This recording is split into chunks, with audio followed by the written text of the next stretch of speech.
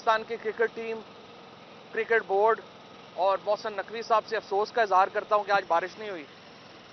और पाकिस्तान का test match तो मुझे लग रहा है कि बस बकौल हमारे मरवत साहब के कि वो तो फारग ही हो गया है। तो अब दुआ ही है कि अल्लाह करे को बांग्लादेश वालों के ऊपर जो है कोई उनको बॉल नज़र आना बंद हो जाए। यही एक सूरत है जिसमें पाकिस्तान ये मैच जीतेगा। बारिश नहीं हुई, बड़ा अफसोस हुआ है। तो बहरहाल जो इस वक्त पाकिस्तान की क्रिकेट टीम की कारकर्दगी है वही तकरीबन हमारी हुकूमत की कारकर्दगी है। और हम ये देख रहे हैं कि जिस तरीके से पाकिस्तान की ना बॉलिंग चल रही है, ना बैटिंग चल रही है, ना फील्डिंग चल रही है, इसी तरह से इस हुकूमत की भी ना सियासी पॉलिसी चल रही है, ना मुआशी पॉलिसी चल रही है और ना ही कोई समाजी पॉलिसी चल रही है। आज इलेक्शन कमीशन में हमारा ये केस था तो इन्हें अदालत का, तो मैंने गुजारिश ये की है मेंबर इलेक्शन कमीशन साहिबान से कि जिस तरह से आपने कैप्टन सफदर, जावेद लतीफ़ और नून लीग के लिए दिल बड़ा किया हुआ है, हमारे लिए भी दिल बड़ा करें और ये इसको इग्नोर कर दें ताकि मामला जो है उसको ठंडा रखने में पाकिस्तान का इंटरेस्ट है। और इमरान खान साहब के ख़िलाफ़ और मेरे ख़िलाफ़ जो तौहीन की इलेक्शन कमीशन प्रोसीडिंग कर रहा है उसको ड्रॉप कर दें। तो उन्होंने इसके ऊपर कहा है कि हम इस पर हमदर्दाना गौर करेंगे, फैसला जो भी सुनाएंगे उसके मुताबिक आगे चले चलेंगे। पाकिस्तान में देखिए 2 साल से आइंस्टाइन ने कहा था कि एक ही तजर्बे को बार बार करना जो है उसको स्टुपिडिटी कहते हैं, अहमकाना हरकत कहते हैं। पाकिस्तान में 2 साल से एक ही तजर्बा बार बार हो रहा है और वो तजर्बा क्या है? रोज़ाना इमरान खान को माइनस करके पाकिस्तान चलाना। जिस शख्स के साथ पाकिस्तान की 2/3 आबादी से भी ज़्यादा आबादी खड़ी है, जो 4 करोड़ वोट लेके जेल से इलेक्शन जीता है, उसको आप कैसे माइनस करेंगे? पाकिस्तान की आज की सारी मुश्किलात माइनस इमरान खान की वजह से चल रही हैं। और आज जो पाकिस्तान के सियासी हालात हैं जिसमें इंस्टेबिलिटी है, पाकिस्तान के मुआशी हालात में इंस्टेबिलिटी है, ये इसके पीछे सिर्फ एक सोच है कि इमरान खान के बगैर पाकिस्तान जो है वो हम चलाएंगे। वो नहीं चल रहा। 4 बड़ी मिथ्स जिसके ऊपर इमरान खान को आपने बाहर किया, आपने कहा वो 30 दिन जेल नहीं निकालेगा।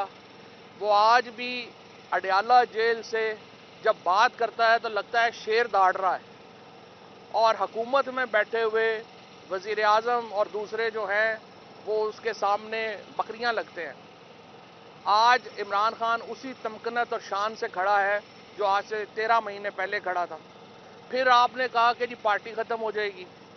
8 फरवरी को लोगों ने पार्टी को बगैर लीडरशिप के वोट कर दिया और सबसे बड़ी पार्टी पीटीआई है आज। फिर आपने कहा अरब दुनिया बड़ी खिलाफ है, अरबों से आपको 1 रुपया नहीं मिला। अरब वर्ल्ड का सेंटीमेंट पाकिस्तान के अवाम के दिलों के साथ धड़कता है। आज पाकिस्तान की फॉरेन पॉलिसी जितनी तनहा है, यानी अरब ब्लॉक से पाकिस्तान का कोई ताल्लुक नहीं है, वेस्टर्न ब्लॉक से पाकिस्तान का कोई ताल्लुक नहीं है, चाइना से हम फासला करके बैठ गए। कभी पाकिस्तान की तारीख में तीनों ब्लॉक से इकट्ठा फासला हमारा नहीं हुआ। आज तीनों ब्लॉक से हम जो है वो दूर खड़े हैं। पाकिस्तान के 1 रुपया जो है वो वहाँ से कर्ज नहीं मिल रहा। IMF ने, आपने देखा, पंजाब वालों ने बिजली सस्ती करने के लिए जो पैसे दिए, IMF ने कहा कि आप हमारे पैसे हैं, आप किधर लगा रहे हैं, आप नहीं लगा सकते। तो ये हालत हो चुकी है। पाकिस्तान की मईशत हमने गिरवी रख दी हुई है IMF के पास। एक मुल्क जो 6.3% सालाना के ऊपर ग्रो कर रहा था, जहाँ इंडस्ट्री ग्रो कर रही थी, जहाँ पे पाकिस्तान में इकोनॉमिक स्टेबिलिटी थी, पॉलिटिकल स्टेबिलिटी थी और सोशल स्टेबिलिटी थी, आपने माइनस इमरान खान के चक्कर में तीनों तबाह बर्बाद कर दी हैं। आज सिर्फ 1 महीने में 84 लोग शहीद हो चुके हैं टेररिस्ट हमलों में। तहरीक इंसाफ के 3.5 सालों में टेररिज्म अटैक नहीं हुआ।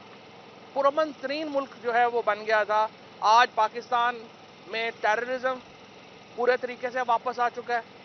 पाकिस्तान में महंगाई पूरे तरीके से वापस आ चुकी है। पाकिस्तान में पॉलिटिकल इंस्टेबिलिटी पूरे तरीके से वापस आ चुकी है।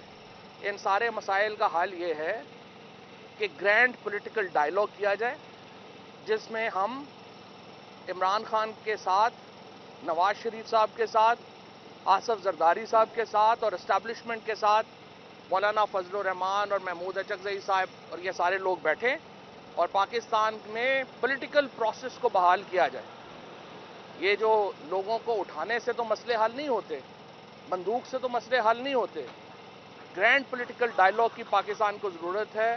ایک اور چارٹر کی ضرورت ہے جس کے تحت جس میں آئین کو ہم بحال کر سکیں اور ملک کو اسٹیبلٹی کی طرف لے جا سکیں. مذاکرات کے لیے جو ہے خان صاحب جو ہے وہ ٹیبل پہ آتے نہیں ہیں پولیٹیکل کے ساتھ، وہ کہتے ہیں اسٹیبلشمنٹ سے کروں گا، تو پھر معاملات کیسے حل ہوں گے؟ کوئی مسئلہ نہیں ہے. عمران خان بھی تیار ہے مذاکرات کے لیے. حکومت کو اقدامات لینے چاہیے. میں نے پہلے ہی کہا تھا کہ ماحول قائم کریں. آپ تھوڑا سا ماحول آپ بنا دیں. عمران خان بھی مذاکرات کریں گے، نون لیگ بھی مذاکرات کرے گی. اسٹیبلشمنٹ کو یہ ماحول کریٹ کرنا ہے. اسٹیبلشمنٹ اپنی سوچ کو بدلے، پولیٹیکل پلیئرز کو سپیس دے اور اس کے بعد ایک گرینڈ پولیٹیکل ڈائیلاگ کا سلسلہ شروع کیا. Thank you. بتائیے گا کہ عمران خان نے کہا تھا کہ جو مشکل وقت میں پارٹی کو چھوڑ کے گئے تھے ان کو نہیں لیا جائے گا، اشارہ کس طرف تھا عمران خان کا؟ اور دوسرا جہاں میں مرضی ہو اس کے کیا فرق پڑتا ہے؟ ابھی دیکھیں انڈیویجول ایشوز پرابلم ہی نہیں ہے. ابھی بڑے ایشوز تو ریزالو ہوں. ڈالا جیل میں جو مخصوص صحافیوں کو بس رسائی دی جا رہی ہے اندر اور صحافیوں کو روکا جا رہا ہے، اس حوالے سے کیا؟ میں سمجھتا ہوں کہ بڑی زیادتی ہے کہ صحافتی تنظیمیں خاموش ہیں. جس طرح جوڈیشری کے اوپر ایک کو کیا جا رہا ہے اور وکلا خاموش ہیں، اسی طرح سے صحافتی برادری کو خاموش کیا جا رہا ہے اور صحافتی برادری خاموش ہے. اس کی وجہ سے پاکستان میں جو ہے وہ جمہوریت پنپ نہیں رہی کہ وکلا اور صحافی جو تنظیمیں ہیں وہ انفارچونیٹلی اپنے فرائض انجام نہیں دے رہی. کل سینٹ میں بل آیا ہے کہ ججوں کی تعینات بڑھائی جائے، کی جائے، تو یہ کس وجہ سے حکومت کس خوف میں شکار ہے؟ حکومت عدلیہ کو شکست دینا چاہتی ہے. حکومت چاہتی ہے کہ پاکستان کی سپریم کورٹ کا درجہ FIA اور پنجاب پولیس کے برابر ہو جائے. ہائی کورٹس جو ہیں وہ اپنی پوزیشن سے پیچھے ہٹ جائیں اور وہ ایک عام سرکاری ادارہ بن جائے. عدلیہ کو اس کو پوری طرح ریزسٹ کرنا چاہیے اور وکلا کو عدلیہ کے ساتھ کھڑا ہونا چاہیے.